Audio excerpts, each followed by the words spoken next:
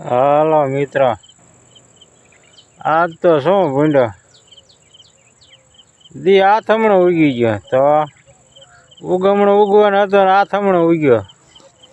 હા, એટલે કેમ ઉગ્યો ખબર હે ને? આ ઓલા રાજુભાઈ કહેતા ને કે જો આથમણો દી ઉગશે ને તો ભાજપમાં જોડાય. એટલે આપણે એમ માનવાનું ને ખેડૂને આથમણો દી ઉગી છે માનવાનું. એટલે આપણે ખેડૂના જ આથમણો દી ઉગ્યો. એટલે હાલો ઉગમણો હે ને, ઉગમણો ભાજપ વાળાને ઉગ્યો ને આથમણો હે ને ખેડૂનો ઉગ્યો. એટલો ફેર પડ્યો. બોલો, કહેતા ને ઓલા ગોપાલભાઈ કે આ હે ને બધા આઈડિયા હે ને જે ઘડે બાકી ભાજપમાં જોડાવાના છે રાજુભાઈ, પાકું જ છે. અને પાકું વાત થઈ ગયું ને, ભાજપમાં જોડાઈ ગયા, હવે પાકું જ કહેવાય. એટલે એનો વિડીયો મૂકો હમણાં, એટલે ખબર પડે બરોબર ને આપણા ખેડૂને કે ખેડૂત નામ ઉપર કેટલા હે ને નેતા બધા હે ને ખેડૂત નામ ઉપર છેતરે જ જાય. ખેડૂને ખેડૂત એમ આમ કરી દઈશું ને આમ કરી દઈશું, બાકી ખેડૂત રહીને તો એમ સારું કરશું. ઓલા ભાજપમાં રહીને, હવે જો ભાજપમાં રહીને તમે સારું કરી શકતા હોય તો ભાજપના એ ભાજપમાં જ છે, બધી ભાજપ જ છે. કાં સારું ન કરતા? શું એનો વાંધો પડે? ભાજપ વાળા નથી કે તમે જોડાવ તરત ખેડૂતને સારું થવા મળે? તો બીજા બધા નેતા ભાજપમાં રહી બધા ખોટા ને, એમ જ માનવાનું ને. ખેડૂતનું કાંઈ સામું નથી જોતા, નથી ભાવ દેતા, કાંઈ નહીં. બરાબર ને? તો એનું સાચું ને, ભાજપ વાળા એ બીજા રે સાચા ને, આ બીજા બધા અપક્ષવાળા ખોટા. એવું છે ને, ભાજપમાં રહ્યો તો જ કામ થાય, બાકી એને અપક્ષમાં રહ્યો ન કામ થાય. એવું ને? પહેલાં તમે વિડીયો સાંભળો એટલે શું કે રાજુભાઈ, પહેલાં સાંભળો. હાલો, પાર્ટીની અંદર 2021માં જોડાયા કે અમારા ખેડૂતનો અવાજ બુલંદ બનાવી શકાશે, પરંતુ ખેડૂતોના મુદ્દે જ્યારે પણ લડાઈ લડવાની થઈ છે તો મજબૂતાઈથી ખેડૂતોનો અવાજ બની સૌરાષ્ટ્રના તમામ ગામડાઓની અંદર, તમામ તાલુકાઓની અંદર જ્યારે જ્યારે પણ કુદરતી આફત આવી હોય, અતિવૃષ્ટિ, અનાવૃષ્ટિ, તો તમામ મુદ્દે અવાજો ઉઠાવ્યા. છેલ્લે જ્યારે હળદળવાળી ઘટના ઘટી, હું જેલમાં ગયો, ઘણા બધા વિચારો આવ્યો, ઘણું બધું મંથન કર્યું. ત્યારે એક વાત ચોક્કસથી સમજાણી કે ખરેખર જો ખેડૂતોનું હિત ઈચ્છીએ છીએ, ખેડૂતના ખેતર સુધી સિંચાઈનું પાણી પહોંચાડવું છે, ખેડૂતોને સમૃદ્ધિ તરફ લઈ જવા છે, તો સત્તા પક્ષની સામે રહી માત્ર આંદોલનો કરી, જિંદાબાદ મુર્દાબાદના નારાઓ બોલાવી અને સતત સરકારનો વિરોધ કરીને ખેડૂતનું હિત નહીં કરી શકાય. ચોક્કસથી આપણો ચહેરો ચમકાવી શકાય સરકારની સામે, સત્તાની સામે.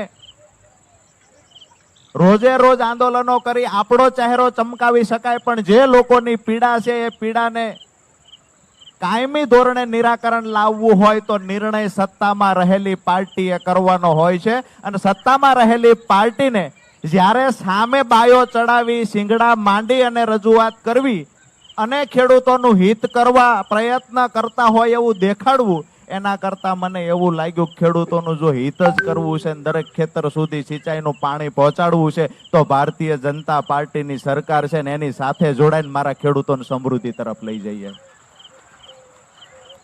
આવનાર દિવસોની અંદર જે લોકો પણ આજે જે પાર્ટીમાં હું હતો, આજે દુઃખ સાથે કહેવું પડે છે કે મેં 5 વર્ષ મફતમાં હાથીપણું કર્યું. અમારા ખેડૂતોની ભાષામાં કહીએ તો બદલામાં જે મળ્યું છે એ પણ ગુજરાતના ખેડૂતોએ જોયું છે.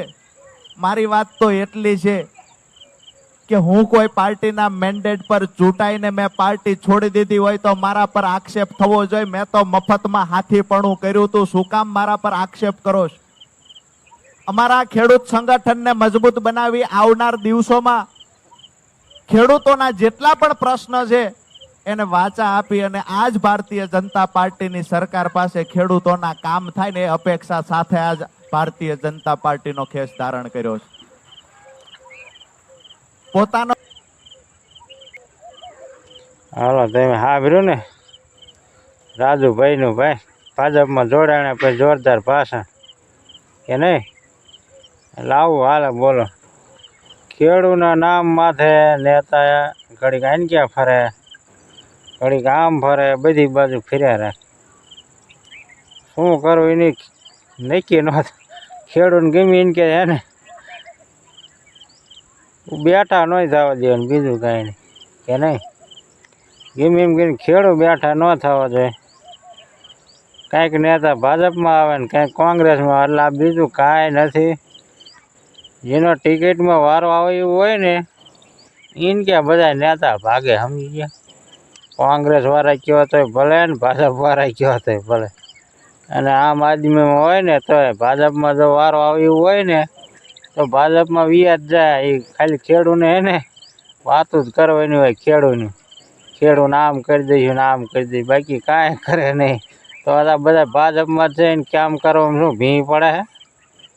કાં દેણું માફ ન કરી દીધું લે હાલો હમણાં રાજુભાઈ ગયા હમણાં જાણે ખેડૂને દેણું માફ કરાવી દે કરી શકશે કાંઈ થાય નહીં. ખાલી વાતું જ થાય બધું નથી. યુરિયા ડીએપી ક્યાંમે મળતું ખબર હે ને. યુરિયા લેવા જાય તો ડબલા હારે ને ઠપકારે. જો એટલું બધું ભાજપવાળા કામ કરતા હોય તો એવું ન થાય. બે ઠેલીઓ લે ને એક ડબલું ઠપકારે તો 3 ઠેલીઓના પૈસા લઈને વ્યા જાય એવડે. હવે કાંઈ કામનું નહીં એવું ઠપકારે ભાઈ. એટલે હે ને જે રાજુભાઈ કહેતા ને કે દી આથમણું ઉગે ભાજપમાં જઈશું એટલે રાજુભાઈને દી આથમણું ઉગ્યો અને આપણે કાયમ હે ને આથમણો જ ઉગવાનો. ઉગમણો ઉગે તે સારો એક નેતા કોઈ આવતો નથી એટલે ઉગતો નથી. તો ઉગમણો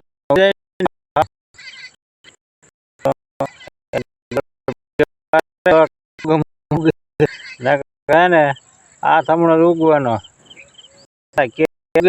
આથમણાનું પણ એનો તો ઉગી જાય ઉગમણો એને રાગે જ પડશે બધે.